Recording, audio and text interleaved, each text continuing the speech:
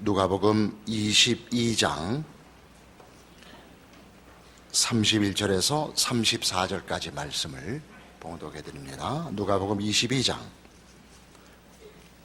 31절에서 34절까지의 말씀입니다. 시몬아 시몬아 보라, 사탄이 너희를 밀가부르듯 하려고 요구하였으나 그러나 내가 너를 위하여 네 믿음이 떨어지지 않기를 기도하였노니 너는 돌이킨 후에 내 형제를 굳게 하라. 그가 말하되 주여, 내가 주와 함께 오게도 죽는 데에도 가기를 각오하였나이다. 이르시되 베드로야, 내가 네게 말하노니 오늘 닭 울기 전에 네가 3번 나를 모른다고 부인하리라 하시니라. 오늘 본문은 베드로의 3번 부인에 관한 예수님의 경고입니다. 베드로는 예수님의 고난과 잡히심에 대하여 진심으로 충성을 서약합니다.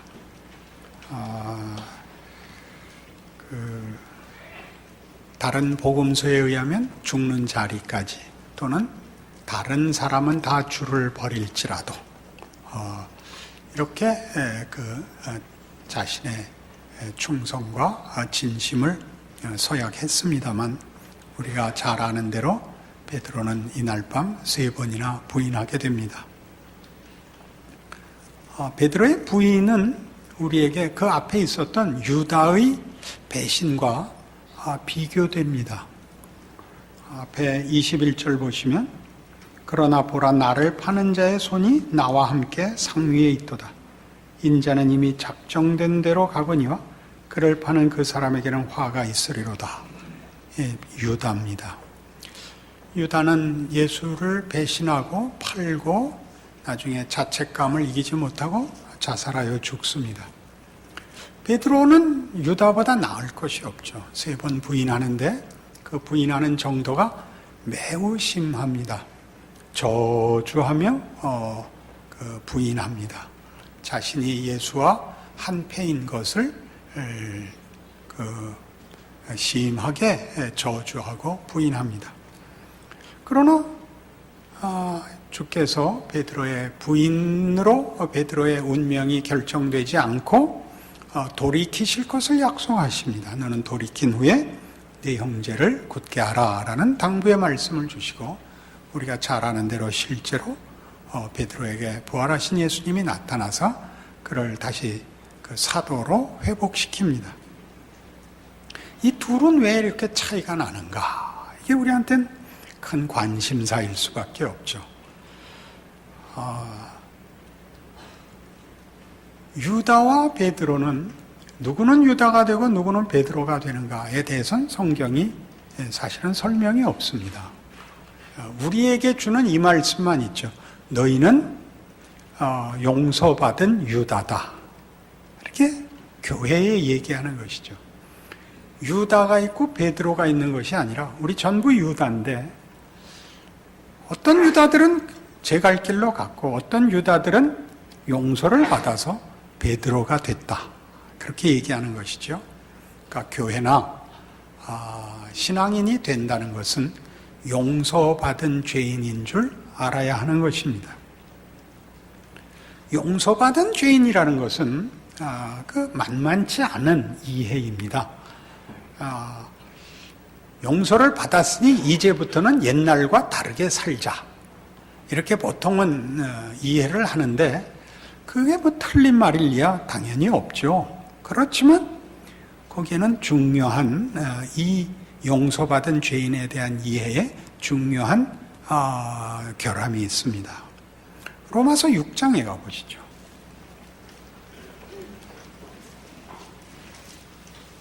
(245페이지) 신약성경 로마서 6장 3절입니다. 무릇 그리스도 예수와 합하여 세례를 받은 우리는 그의 죽으심과 합하여 세례를 받은 줄을 알지 못하느냐? 그러므로 우리가 그의 죽으심과 합하여 세례를 받음으로 그와 함께 장사되었나니, 이는 아버지의 영광으로 말미암아 그리스도를 죽은 자 가운데서 살리심과 같이 우리로 또한 새 생명 가운데서 행하게 하려 함이라. 새 생명 가운데서 행하게 하려고 예수께서 오시고 죽으셨답니다. 그러니까 우리의 용서는 잘할 수 있었는데 실패한 자를 용서하여 기회를 다시 한번 주는 것이 아니고 예수로 말미암은 용서는 유다를 베드로로 바꿔놓는 용서랍니다. 여기가 보기보다 어렵죠. 그러니까 한 번 실패하고 용서를 받았으니 다시는 같은 죄를 짓지 말고 헌신하고 충성하자. 그런 베드로가 보여주는 사실은 진심과 헌신, 충성, 이것에 대한 새로운 기회가 아니고 너는 유다가 아니고 베드로다, 이렇게 얘기하는 것이 새 생명입니다. 고린도후서 4장에 가시죠. 우리 지난주 설교에서 다뤘던 부분인데 오늘 설교의 내용을 이해하기 위하여 필요합니다. 288페이지 고린도후서 4장 5절입니다. 우리는 우리를 전파하는 것이 아니라 오직 그리스도 예수의 주 되신 것과 또 예수를 위하여 우리가 너희의 종된 것을 전파한다. 우리는 지난주에 섬김에 관한 것이 성경적으로 어떤 것인가 하는 내용에서 이 고린도후서 4장 5절을 다뤘습니다. 우리는 우리가 누구인가를 전하지 않습니다. 우리가 어떻게 옛날과 달라졌는가를 실패했던 옛날이 아니라 성공하고 충성하는 사람인가라는 다시 기회를 가진 사람으로서의 충성으로 부름을 받는 게 아니라 예수 그리스도가 누구인가에 대한 이해로 말미암아 나를 내가 주인으로 생각했던 자리로부터 예수 그리스도에 의해서 부름을 받고 보냄을 받는 순종의 삶을 사는 사람으로 우리는 살아있다라고 이해한다는 것입니다.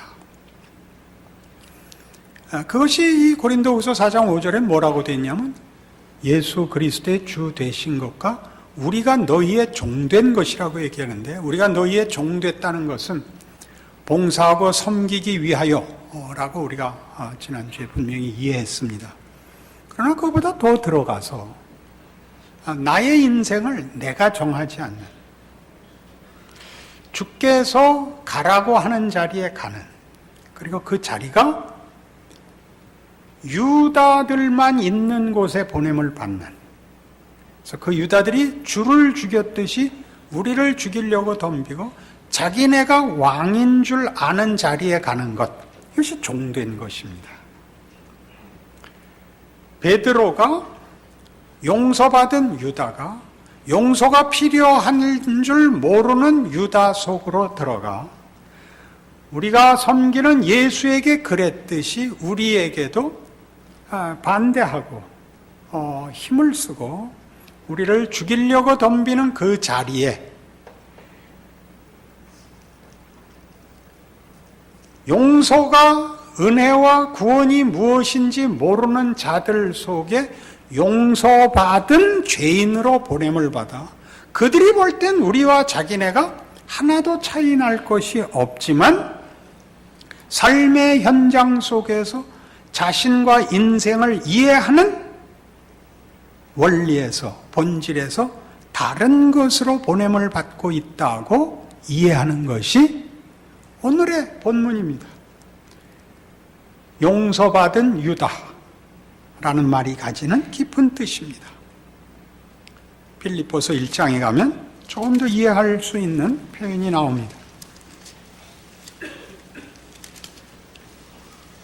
319페이지 빌립보서 1장 20절입니다. 사도 바울의 자신에 대한 이해요, 자신의 사명과 존재에 대한 이해입니다. 나의 간절한 기대와 소망을 따라 아무 일에든지 부끄러워하지 아니하고 지금도 전과 같이 온전히 담대하여 살든지 죽든지 내 몸에서 그리스도가 존귀하게 되게 하려 하나니 이는 내게 사는 것이 그리스도니 죽는 것도 유익함이라. 여러분, 사는 것과 죽는 것은 인간에게 있어서는 같이 묶을 수 없는 상반되는 그리고 극단적인 다른 것입니다. 그것은 같이 병존할 수 없고 타협할 수 없는 것입니다. 사는 것은 승리고 죽는 것은 패배며, 사는 것은 존재의 확인이고 죽는 것은 존재의 파멸입니다. 사는 것과 죽는 것이 한 자리에 있을 수 없습니다. 근데 사도 바울에게는 그게 묶여 있습니다. 왜냐하면 그리스도 때문에 그렇답니다. 그리스도께서 나를 살라고 하면 사는 것이 의미 있는 것이요, 그리스도께서 나를 죽으라고 하면 죽는 것이 의미 있는 것이라고 그는 이해하고 있습니다.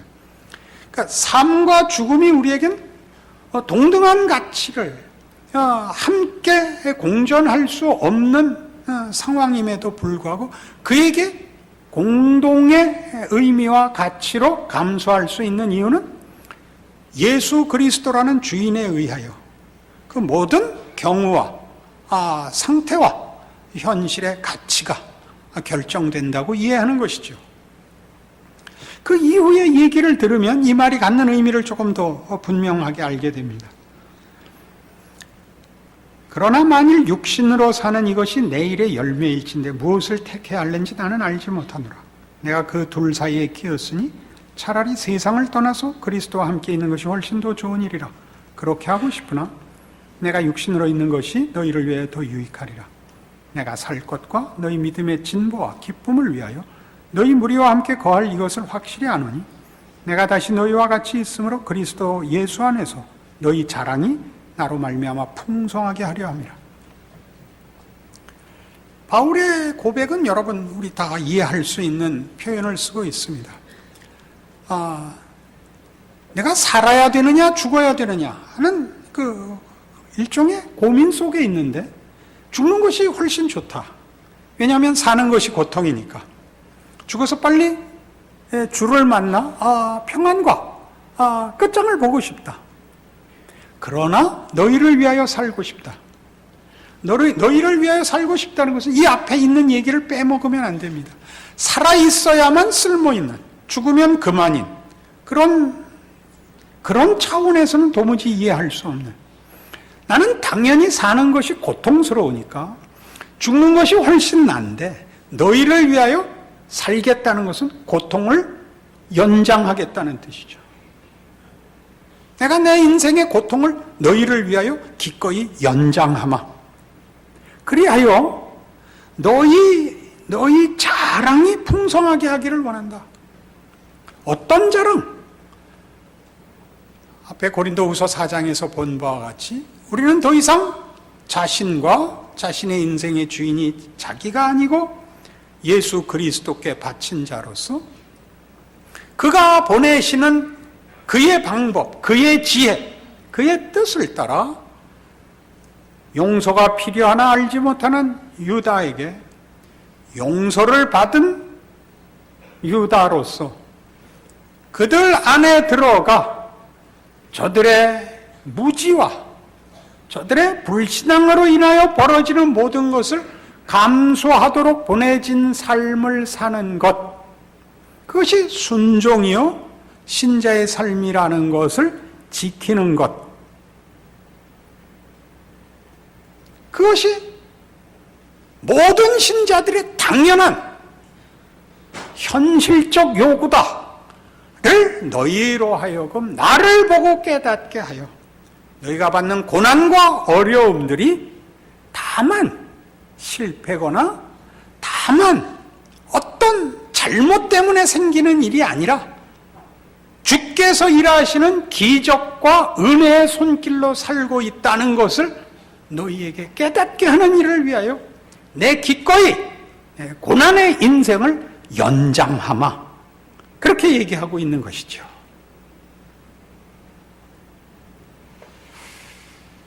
그러니까 예수는 너무 일찍 믿으면 안 되는 것입니다. 시편 105편에 가보실까요? 이런 식으로 신앙생활을, 현실을 이해하라고 하면 누가 예수 믿겠습니까? 그죠? 참 만만치 않은 내용이죠. 여기에 아주 하나님의 지혜와 능력이 감춰져 있다고 성경은 말합니다.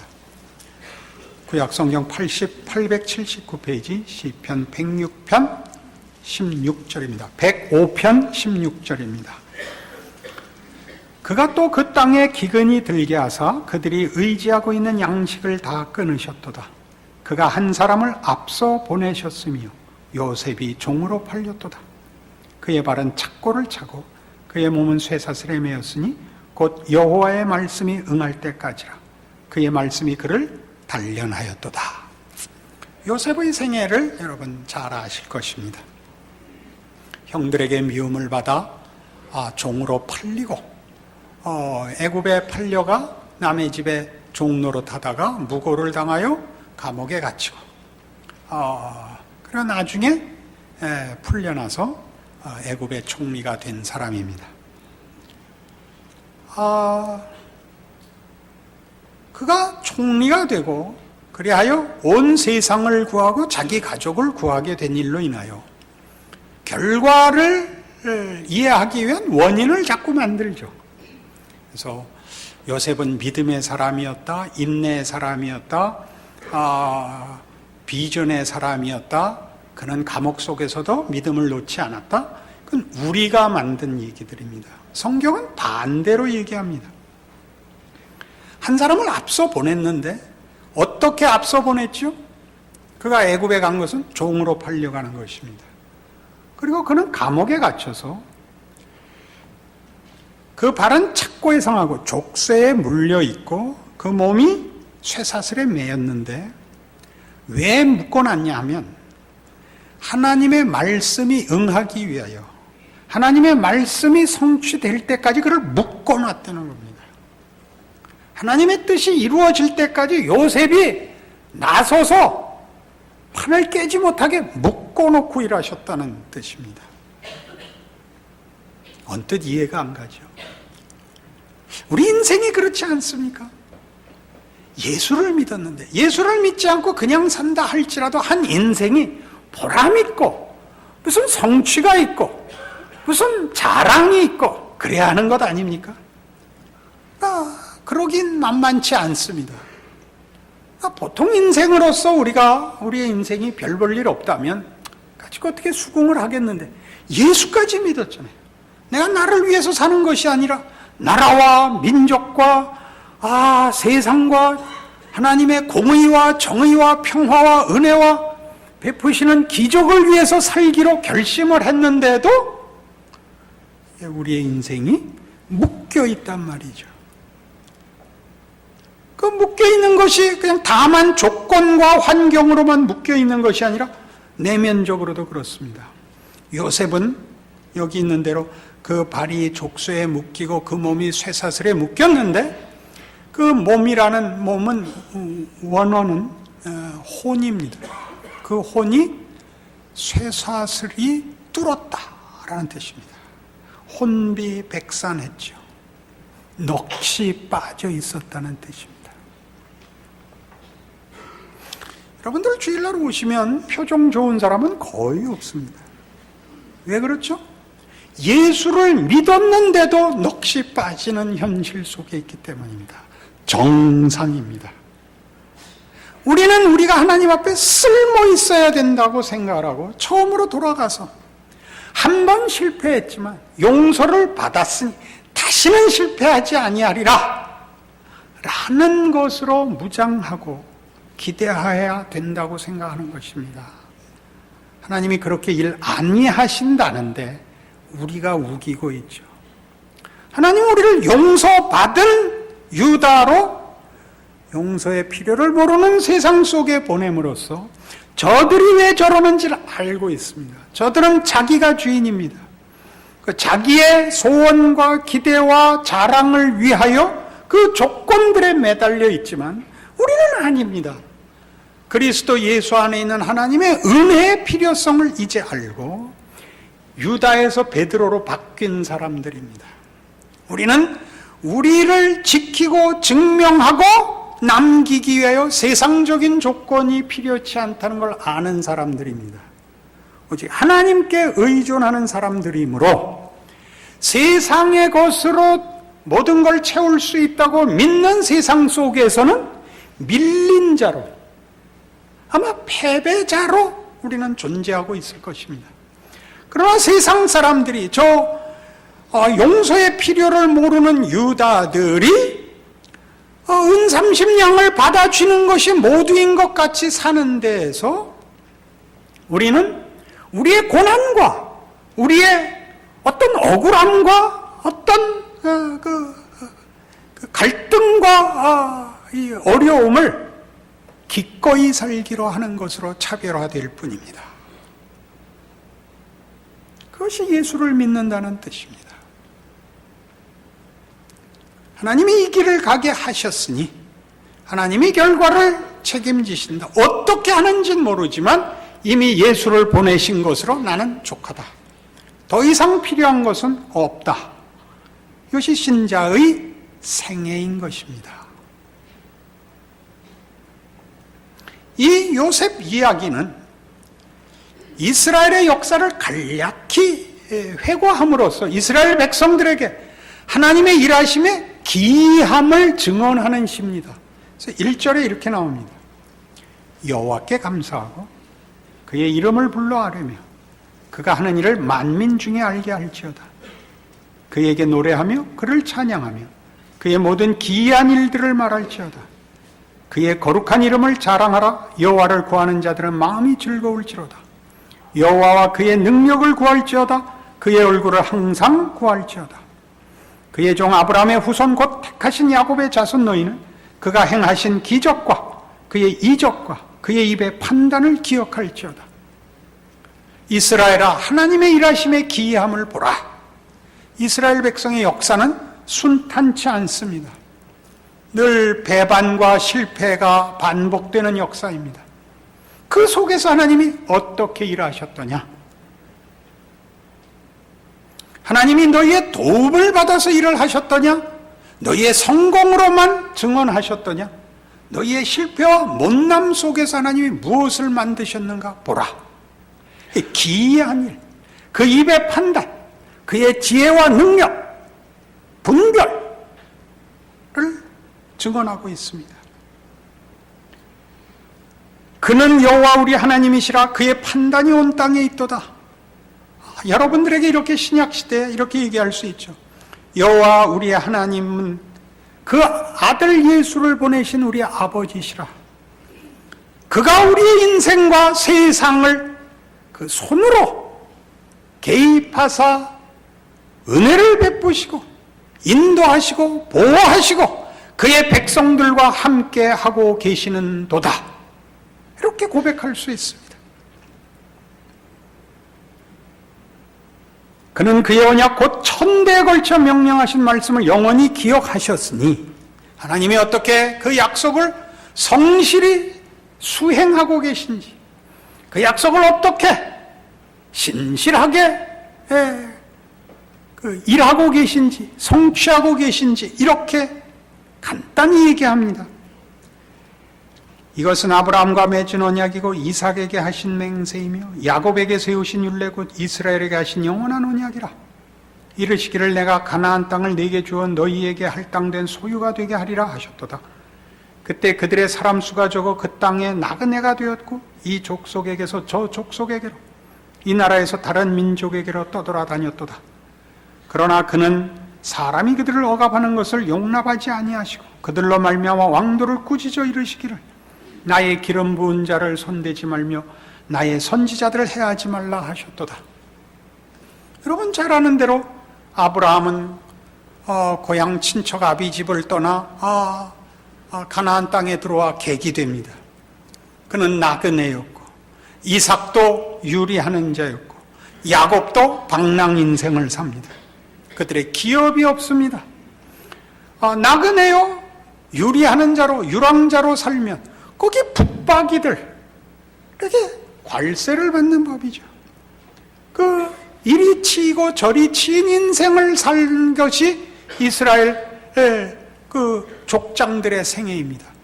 그러나 여기 분명히 밝히듯이 하나님께서 나의 기름 부은 자를 손대지 말며 나의 선지자들을 해하지 말라 라고 말씀하셨다. 그렇게 지키셨다.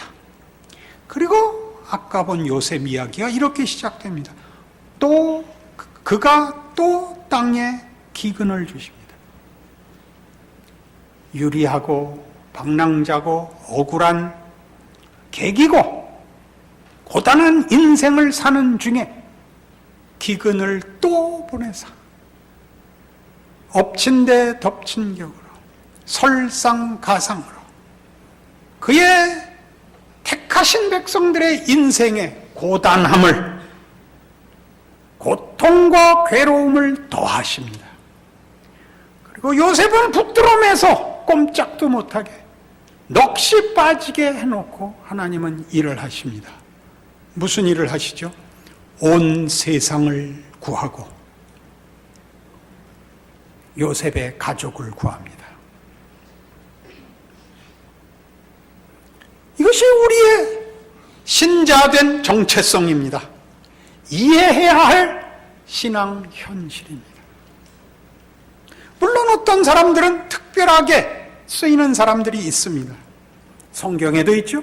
모세가 있고 다윗이 있고 엘리야가 있고. 그러나 이 사람들은 다 보시면 그 사람들이 그렇게 해서 그 인생이 형통했다는 증인으로는 등장하지 않습니다. 모세는 하나님 앞에 부름을 받기까지 그 애굽의 왕자로 크다가 자기의 정체성을 알고 자기 나라, 자기 민족 편을 들었다가 쫓겨가서 미디안 광야에서 40년을 보냅니다. 요셉이 쇠사슬에 매여 넋이 빠졌다면 모세는 광야에서 40년 동안 정말 그 영혼이 말라버립니다. 그 다음에 80세에 하나님이 부르시죠. 모세는 당연히 반발합니다. 여태껏 뭐하고 계시다가 이제 와서 부르십니까? 모세의 반발 속에는 그 허망한 지나간 40년에 대한 울분이 있죠. 납득 못할 불만이 있죠. 다윗은 골리앗 쳐부시고 그리고 얼마나 오랫동안 피난살이를 해야 되는지 모릅니다. 사울에게 쫓겨 늘 도망을 다녀 더 이상 피할 데가 없어 적국으로 도망가는데 그 적국에서는 한번 어떤 적들에게 도전을 받아 그 집을 비우고 있는 사이에 그 아말렉 족속이 쳐들어와서 재산과 부녀자들을 홀딱 잡아갑니다. 그 돌아온 다윗과 그의 부하들이 그 현실을 보고 망연자실해서 더 이상 울 기운이 없을 때까지 울었다. 성경은 기록하고 있습니다. 더 이상 울 기운이 없을 때까지 울었다. 그 속에서 하나님이 일하신다는 걸 믿으십니까? 자신의 아들을 보내어 십자가에 못 박아 배신과 음모와 왜곡과 억울함 속에 당신의 아들을 맡겨 놓으시는 하나님의 지혜와 기이한 능력 속에서 하나님이 그의 영광과 모두의 승리를 일궈내신다는 걸 믿으십니까? 그렇다면 우리는 우리의 인생에 대해서 다르게 생각하기 시작해야 되는 것입니다. 사도 바울은 디모데전서 1장에서 자신의 정체성을, 자신의 사역을 이렇게 이해합니다. 신약성경 337페이지 디모데전서 1장 12절입니다.